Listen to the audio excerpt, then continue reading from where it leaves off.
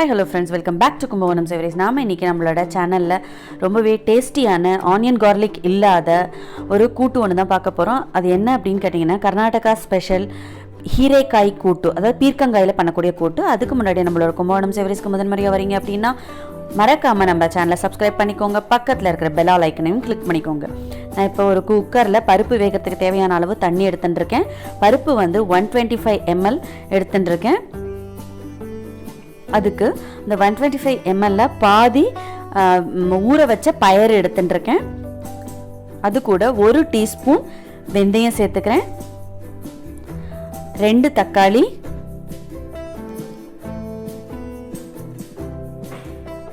அப்புறமா இந்த பீர்க்கங்காயை அந்த முள்ளு மாதிரி இருக்கும் இல்லையா, அதை மாத்திரம் பீல் பண்ணி சின்ன சின்ன கியூபா கட் பண்ணி எடுத்துட்டு இருக்கேன். அது 2 கப்பு, அதையும் இது கூட சேர்த்துட்டு இருக்கேன். இது கூட ஒரு 1/4 டீஸ்பூன் மஞ்சள் பொடி சேர்த்து பருப்பு வந்து பொங்காம வேகணும் அப்படிங்கிறதுக்காக கொஞ்சமா எண்ணெய் விட்டு எல்லாத்தையும் கலந்துட்டு குக்கர் மூடி போட்டு 4 விசில் விட்டு வேக வச்சிருக்கேன்.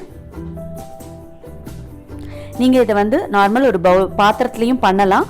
உங்க பருப்பு நல்லா வேகும் அப்படின்னா பாத்திரத்துல கூட பண்ணிக்கலாம். அதுக்குள்ள இதுக்கு ஒரு பொடி ரெடி பண்ணிக்கணும். அதுக்கு 2 டேபிள் ஸ்பூன் உளுத்தம்பருப்பு, அதை வந்து நல்லா வாசனை வர அளவுக்கு நல்லா வறுத்துக்கணும்.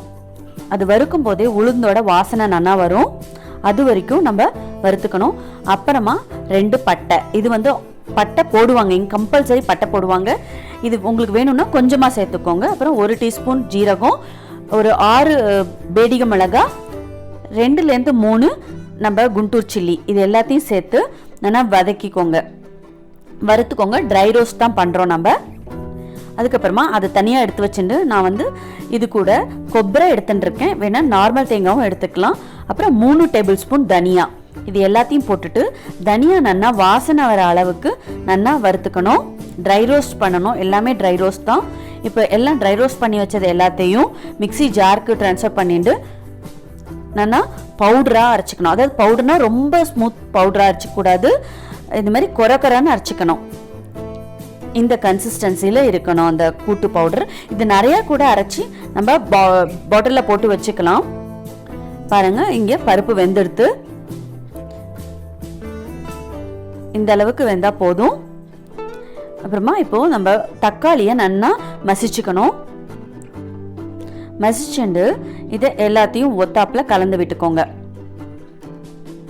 கலந்து விட்டுண்டு கொஞ்சமா ஒரு சின்ன நெல்லிக்காய் அளவுக்கு புளியை கரைச்சி அந்த தண்ணியும் இது கூட சேர்த்துருக்கேன்.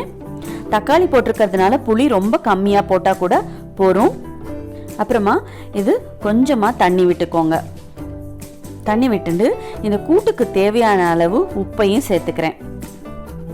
அப்புறமா வெல்லத்தை பொடிச்சு அதையும் சேர்த்துருக்கேன், 1 டீஸ்பூன். இப்போ நம்ம ரெடி பண்ணி வச்சுருக்கிற இந்த பவுடரையும் இது கூட சேர்த்துண்டு நல்லா கலந்து விட்டுக்கோங்க.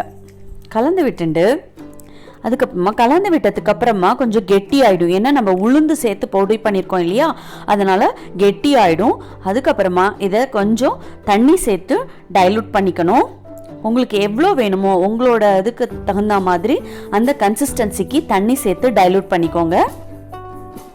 நான் வந்து சப்பாத்திக்கு தொட்டுக்கிறதுக்காக பண்ணினேன், அதனால கொஞ்சமாக தான் தண்ணி விட்டுனேன், கொஞ்சம் கெட்டியாகவே பண்ணினேன். நீங்கள் ரைஸ்க்கு பசஞ்சிக்கிறதா கூட பண்ணிக்கலாம். அப்போ இன்னும் கொஞ்சம் தண்ணியாக பண்ணிக்கோங்க. இந்த கன்சிஸ்டன்சியில் நான் பண்ணிட்டு இருக்கேன். இது நல்லா கொதிக்கட்டும். கொதிச்சா இன்னும் கொஞ்சம் கெட்டிப்படும். இப்போ இதுக்கு தாளிக்கணும்.